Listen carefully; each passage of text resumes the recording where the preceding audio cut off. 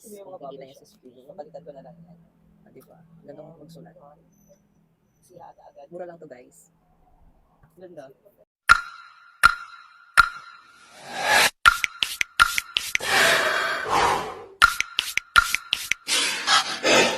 Don't forget to subscribe, click the notification bell, share, and like this video. Hello mga lovies! Another day, another poodle series na naman tayo. Hatid sa inyo ng aking unboxing video. Yes, ngayong gabi mag-unbox tayo ng isang TikTok find na jack na ikakabudol ninyo gaya ng pagkabudol ko. Kaya naman, samahan niyo akong i-unbox ang aking bagong mansanas. Tama kayo ng ganyan mga loves. Dito ko lang sa TikTok nabili ang aking mansanas. And take note na naka-indicate dito sa box niya, dito sa packaging niya, na kailangan natin mag-take ng full length video sa pag-unbox ito. Kaya naman, atin na itong gawin. Ayan.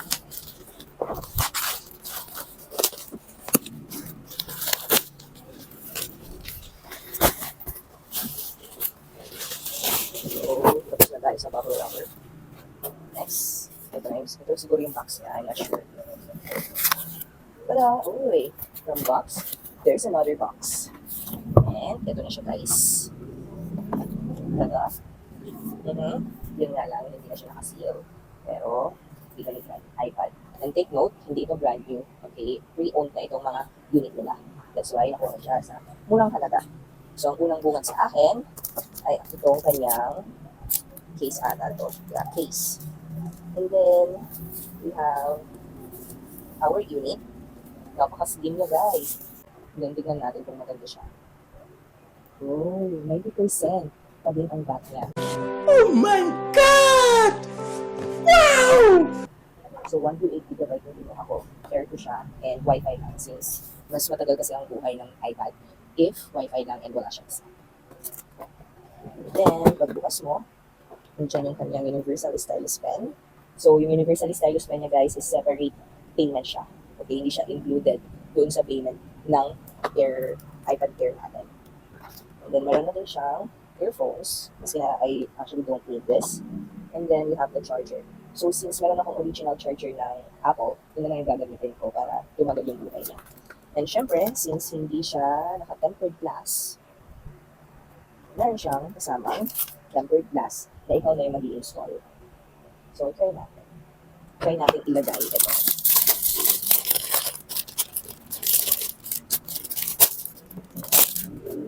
So, I think itibet yung kanyang case. Pero, ano na. So, siguro punasan natin siya. Itong punas ako dito. So, tapos. Yes. Sabi siya punasan dito.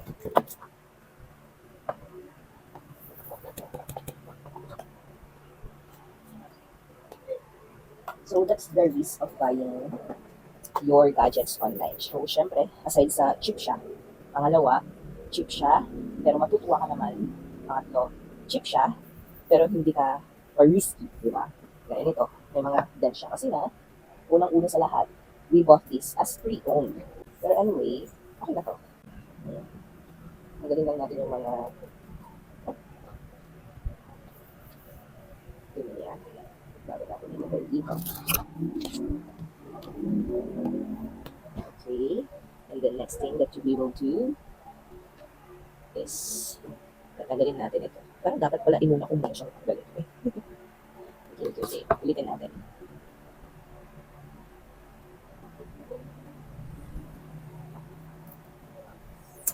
Kailangan natin itong tanggalin para malagay natin yung tempered glass.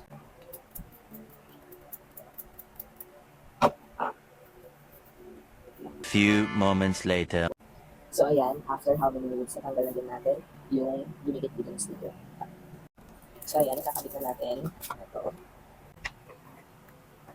So ayan, nakabit ko na yung kanyang screen protector pero I'm not sure. Kasi yung mga bubble siya. Papalitan ko na lang yan. And yun, sira agad. Kasi yung kanyang cover help.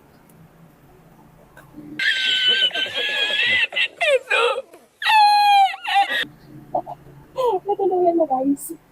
So there you have it. Ayan na po ang aking bagong iPad Air 2. So iOS 15 na din siya. So pwede na kayong mag-online games dito. COD. pwede na din ang ML. I cannot say na satisfied ako for now. Kailangan ko muna siyang i-experience. So after a week, magbibigay na lang ako sa inyo ng ratings.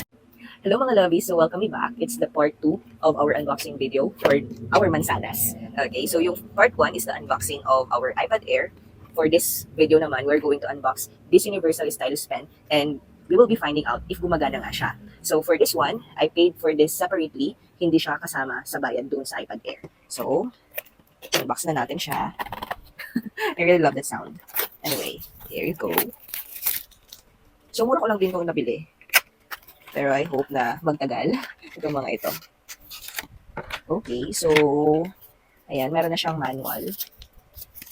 In English. Sa likod is in Chinese. This is the pen. As you can see, meron siya diyang power button. Ayan. Umilaw na siya, so 4 yung dots na umilaw. Ibig sabihin, full charge siya. And then, may kasama na din siyang cord, pero wala yung adapter. Ayan, tatanggalin ko lang, and then, there you have it, guys. So, I tried charging it. Gumana naman siya, guys. So, tingnan natin kung gagana siya dito. Connect natin siya. So, for example, punta tayo sa... Okay, so let's try writing here. Ayan, wala siyang delay, guys. Kung makikita niyo sa screen. Ah, diba? Ganda kong magsulat. Mura lang to, guys. Ganda. Try natin burahin. Ah, diba? Nabubura siya. Ang galing. Tada! Ano pa hinihintay nyo, guys? Bili na din kayo. Murang-mura lang. Perfect ito sa iPad Air. And since universal siya, gumagana din siya sa Mini 1, sa Pad 6, and many more mansanas. Hello mga lovies! So ito na yung hinihintay ninyong product review with regards sa nabili nating mansanas sa TikTok shop. Sa mga nagtatanong kung saang shop ko ito nabili, nasa showcase ko po siya. And ang pangalan po ng TikTok shop is Black Noir. So madami na ding nabago dito sa ating iPad Air 2. So nung kakabukas natin ito, meron siyang free na tablet case. And ipapakita ko sa inyo kung anong itsura nun. So, ito yung freebie na tablet case ng ating mansanas. And kakabukas pa lang natin noon is nasabi ko na sa inyo na hindi ko siya gusto. And hindi ko nga siya nagamit itong whole coverage niya. Kasi nung pagkakabit ko nung mansanas ko is natanggal na kaagad yung dikit sa likod. Kaya naman, while waiting for the shipping of my new Apple case, ay pinagtiisan ko muna ito ng ilang days. Aside sa tablet case, ay meron din siyang free na earphones and charger. Pero hindi ko kasi ito ginagamit dahil meron naman akong AirPods. And then, ang ginagamit kong pag-charge sa kanya is yung original charger na nabili ko sa inbox sa SM. So, yung last na freebie ng ating mansanas is yung kanyang soft protective film na mas kilala sa tawag na screen protector. So, as you can see, dahil nga hindi ganun kakapal yung ating screen protector, madami na siyang mga gasgas. Okay? It's also because sa paggamit natin ng Apple Pen or yung kanyang universal pen. As for the physical appearance ng ating mansanas, dito, pag wala yung kanyang screen protector, sobrang kinis niyan, walang gasgas. Pero, sadly, sa kanyang back portion is makikita ninyo, meron siyang dents dito. Isa dyan, and then dito sa may charging port. Hindi yun may iwasan kasi nga, itong mansanas natin is already pre-owned. Ibig sabihin, hindi tayo yung first na user ng mansanas na ito. And, nabili naman natin siya sa murang halaga. And yung mga dents na yon, it is not affecting naman yung performance nung ating product.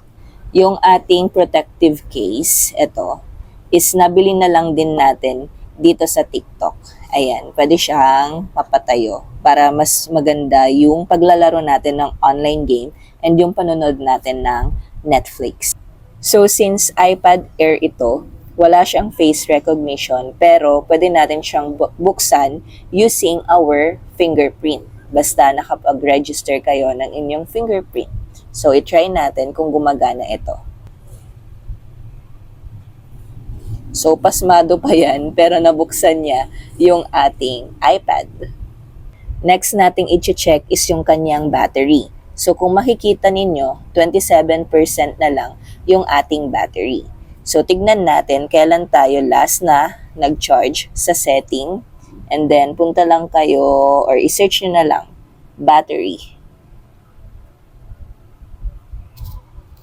And then yan na yung analytics. So nandito kung kailan tayo nag-last na nag-charge and na fully charge natin siya sa 100% last Thursday, 9:25 a.m. So, Sunday na ngayon and meron pa rin tayong 27% given na ako ay isang heavy gamer. So, tingnan nyo naman, di ba? 80% ng battery percentage ko or 86% ng battery percentage ko ay napupunta kay Clash of Clans. And then, meron pa akong Mobile Legends. And ginagamit ko din ito sa panonood ng Netflix. I-try naman natin itong i-connect sa Wi-Fi.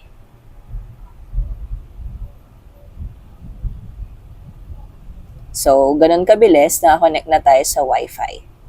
Dito naman tayo sa General. So, punta tayo kay Software Update. Ang iPad software natin is iPadOS 15.8.2. Actually, meron na siyang bagong update. So, ida-download and install ko na lang yan. So, ang maganda dito, kapag iPadOS 15 and above, pwede kayong mag-create ng inyong Apple ID. Okay? So, nilagin ko lang din dyan yung ginagamit kong Apple ID. Doon naman tayo sa storage. So, punta lang tayo dito.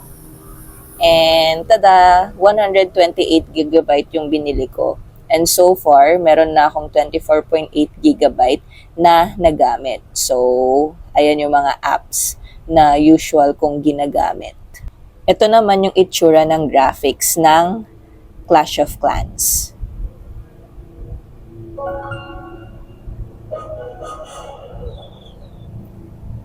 O, diba? Ang linaw. Tara! Pero sa Mobile Legends, hindi ganun kalinaw kasi if high graphics natin, high resolution yung graphics niya, may hirapan na itong ating Apple iPad. So, yung normal lang na graphics. So, yan yung itsura ng ML natin. Diba? Mabilis naman ang processing niya. So, naka-high resolution tayo dyan. Pero kapag nag-game ako, hindi ko alam. Parang high resolution din ata. Pero may konting delay lang naman. Pero manageable. Doon naman tayo sa pen. So far, hindi pa kasi dumarating yung in-order ko na Apple Pen. Kaya, eto na munang universal pen na sa same shop ko lang din binili. No need for you to connect this sa Bluetooth kasi once na naka-on na yan, pwede na yang or nagagamit mo na siya and wala din siyang delay. O, tignan natin sa sketchbook. Try natin. Tsaka mura lang ito guys, 300 lang siya. And take note, last na charge ko dito is Tuesday last week and Sunday na ngayon, hindi pa siya nalulubat. And wala din siyang delay. Doon naman tayo sa kanyang camera. So, yung back cam niya is 8MP. So, ganyan kalinaw yan. O, diba? Ang linaw, guys. And, tada! Diba? Gumagana. Tingnan natin yung kanyang front cam naman. Hey there! So, yan yung front cam niya. 2MP lang yan. Pero, malinaw na din, diba? Carry kapag kayo ay nag-online class and kailangan yung mag-open cam, malinaw yung cam nyo. I-test naman natin yung kanyang audio quality or yung kanyang sound quality. So, say for example, ano ba dito ang ano? Eto. Let's watch. So, there.